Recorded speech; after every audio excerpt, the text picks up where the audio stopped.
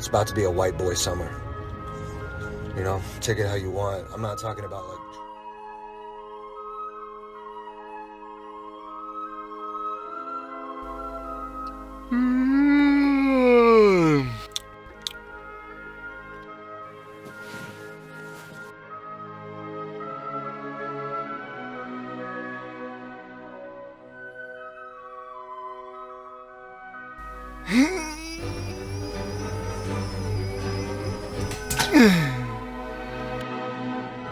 Huh?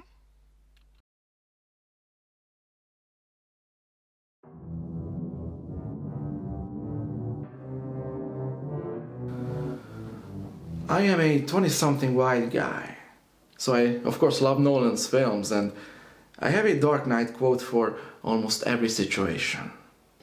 Oh, I'm not wearing hockey pads. So I like watching stuff that makes me feel things like this or this or... But what happens when I feel absolutely nothing? Huh.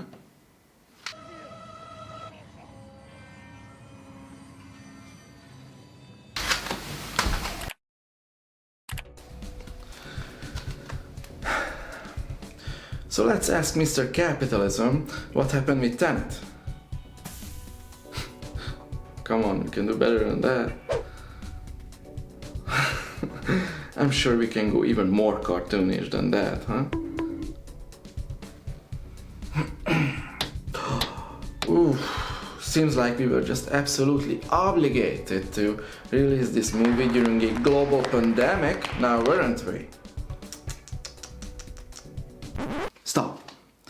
You should watch this movie first because it is a masterclass in almost all regards, except for one thing that I will get into shortly, but you really should watch it.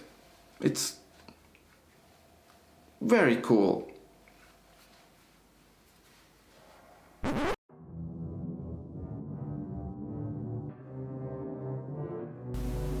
Bzzz.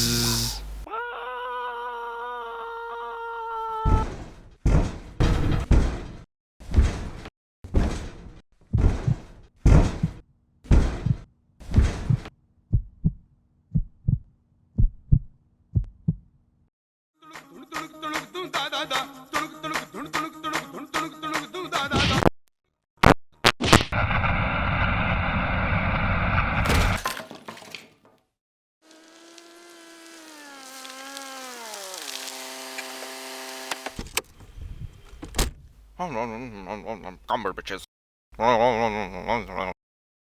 Cumberbitches. Cumberbatch. Yum,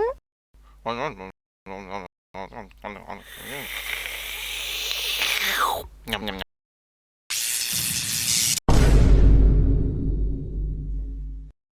India. Christopher Nolan is a better editor than he is a director. Still an amazing director though. One of my favorite examples for that is in The Dark Knight. This composition means nothing.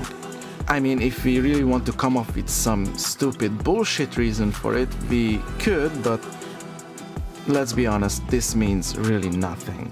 Nolan knows that in a good story everything means something and has to do with the main message.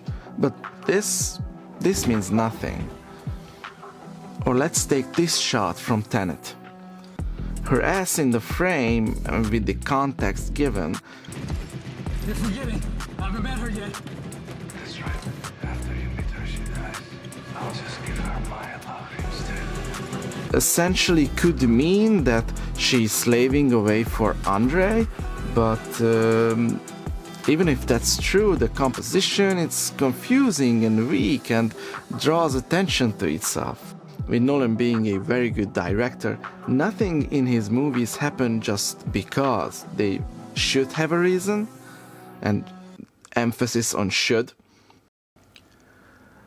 I found a Hindu myth concerning the hala hala, which is a poison deriving from the ocean bed, corrupting and rotting everything that it touches. This poison was consumed by Lord Shiva, who was very knowledgeable in the field of toxicology, but he did not swallow. He kept the poison in his neck, thus turning his head blue. And this was the only way that he could save the world. The same way that our protagonist swallows the fake cyanide pill. Have a little chat about toxic femininity. Which just knocks him out. Eso é assim, ó, som,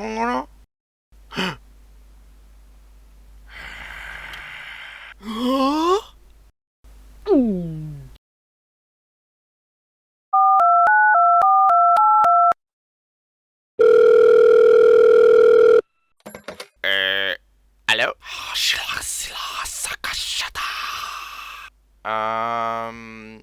No.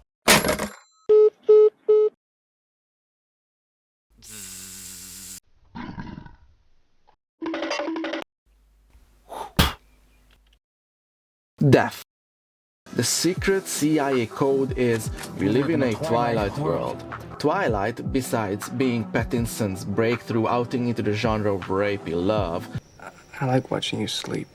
It's kind of fascinating to me. means the afterlife, or the limbo between life and death and the unknown. And the No Friends at Dusk means all the people who felt compelled to watch this movie in an unventilated hotbox with 60 other people in the time of a deadly pandemic. Unventilated being the keyword here, since now their breathing is needed to be aided by a ventilator. Or maybe they are just cosplaying as the protagonist. Waking up on the ship which screams afterlife, as if the water is the river Styx, used to deliver the dead to Elysium. Aided by unending rows of wind turbines, also evoking the picture of the fields of wheat, the protagonist wearing a suit, which is a standing attire of death.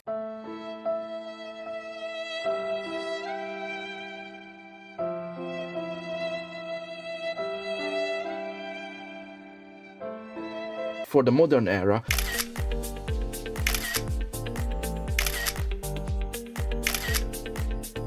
in many media, for this is the funeral attire expected. Sator talking about pyramids and their dead builders, and the nondescript ending place in the middle of the desert where the three men talk about suicide.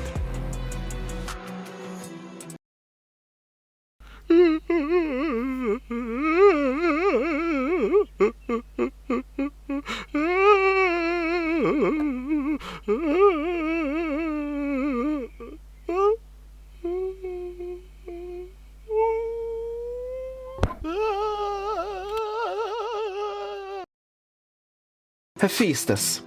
The story of Hephaestus and Aphrodite can be observed in this story, also known as the story of divine cocking. Hephaestus, the god of volcanoes, smithing, and being a belligerent, malformed, red-headed, short-tempered manlet,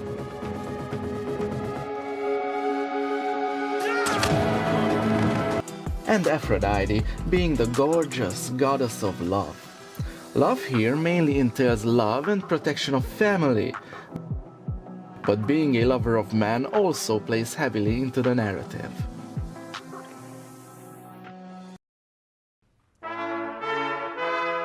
If the protagonist is death incarnate in some fashion, then Kat's main motivation to get back her son makes her the personification of love, Eros. This coincides with Daddy Freud's idea of explanation for the phenomena of life, where Thanatos and Eros are the two driving forces.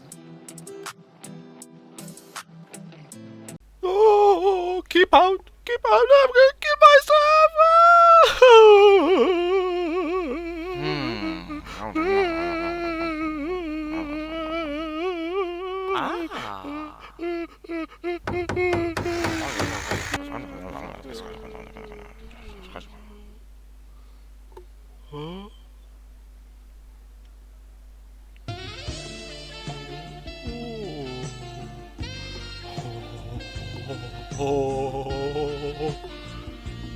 Uh-oh.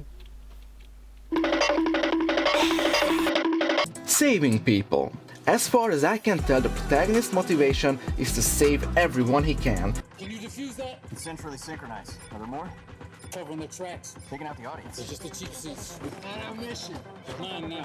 And his drive is to understand the world he inhabits and its laws and rules, but first and foremost, Mari, I realized I wasn't working for you. We've both been working for me. I'm the protagonist. being able to harness these laws. That's why he goes from being the caregiver archetype into the magician. So if the movie has all these interesting things in it, but what's the problem then?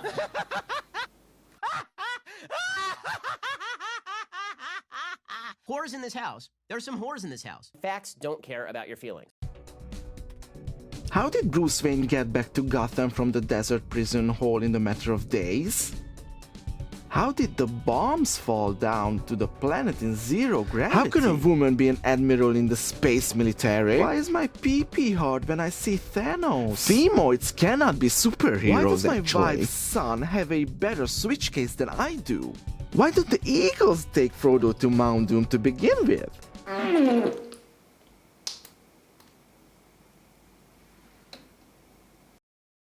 Feelings.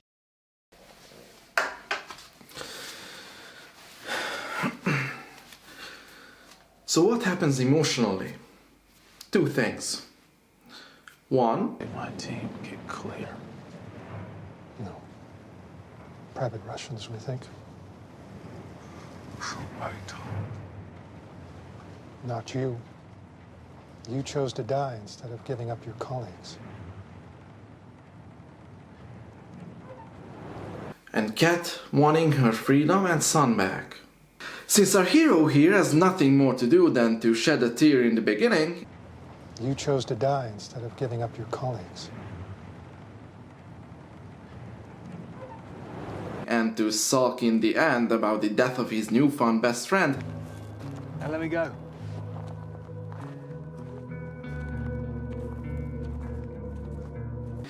Cat got the usual patented Nolan's hero's journey. Albeit a very watered down version of it. Usually, these Nolan-esque heroes are in a state of suffering devoid of warmth. This warmth was in a better time in the past. With a now dead wife, a family, children. They desperately want to get it back, but they either perish at the end, cannot get it, or even if they get it, they refuse it. Or Nolan calls for a highly ambiguous ending where the reinstation of warmth is utterly questioned or denied outright.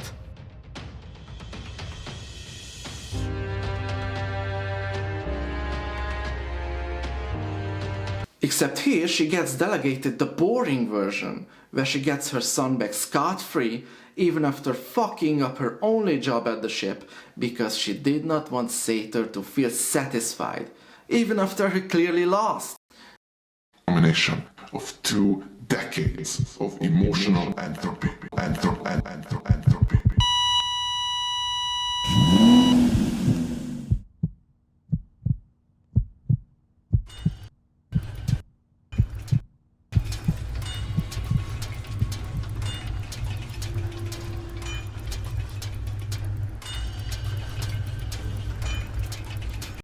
The increasingly stunted emotional narratives are byproducts of concepts, so fucking hi Joe Biden wants to order a death squad on each and every one of them. Many Nolan films have a story mechanism that has to do with a certain aspect of filmmaking. Like in The Prestige, the script is written as a magic trick, the exact same way as Michael Caine explains it to the little girl. For example, putting everything in plain sight with him telling how the magic trick works, thereby telling the audience that this is how the movie will work, but the audience doesn't know that. Making something disappear isn't enough.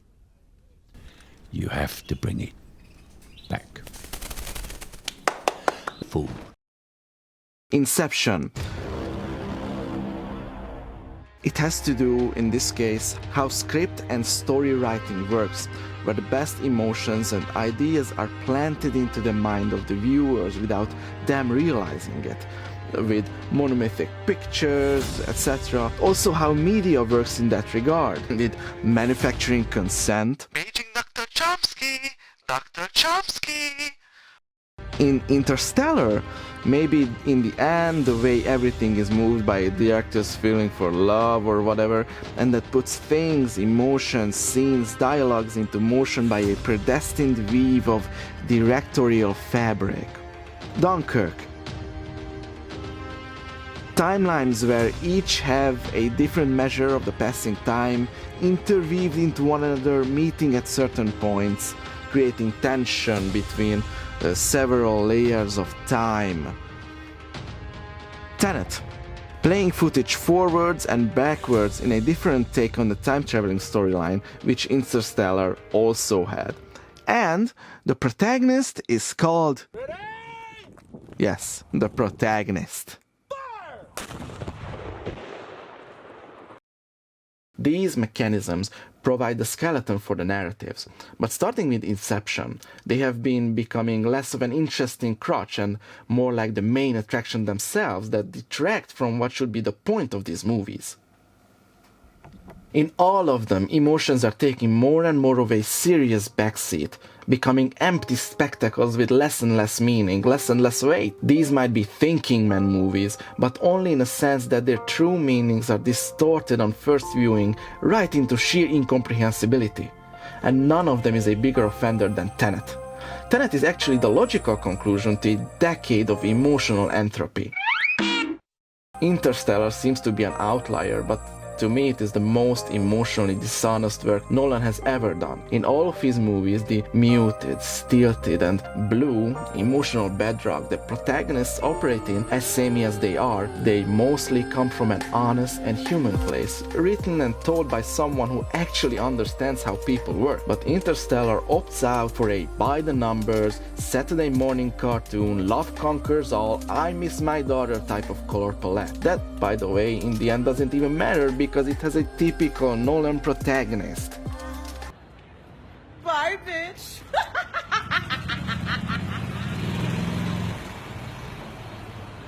Nolan's usual trappings and storytelling tropes are all on full display here. Each is more obvious than the other. The muted, gritty realist colors, the sudden shifts in environments for less and less reason, his emotional in-cuts. Those were happier times. Hooded army men shooting at each other in a big climactic end conflict. Are those projections as a part of his subconscious? Yes. Several timelines running parallel to each other in the last quadrant of the film, ramping up the pressure on the audience. Simplified looking drab sets where I cannot really tell if absolute minimal effort was put into every item, every set dressing, or an ungodly amount of man hours to make everything look as plain, uninteresting and simplified as possible. Somebody asked me, were I not to know that this was Nolan's work, would I still hate it so much? First of all, Nolan's stylings are so loud and out of place in this film that they are impossible not to gawk at. His style, the story, the narrative, the time flow mechanism all drag this movie down right into the muck. The only thing trying to keep it elevated is his command of the craft, but in this case an empty mastery. Ben Shapiro's novels, as stupid, homophobic, racist and proto-fascist drivel they might be, they actually have a reason for existence. They have a message, and that message might be stupid and wrong and harmful, but it actually wants to tell you something. I don't know if I would hate this movie if I didn't know it was made by Nolan. However, I do know that I would wonder very heavily, if someone knows their way around making a movie this much, wouldn't they use this power to actually try to tell something? I'm really not sure if doing a temporal pincer movement on Mimo's fucking lungs was worth making a pointless, messageless outing right into the world of layman physics.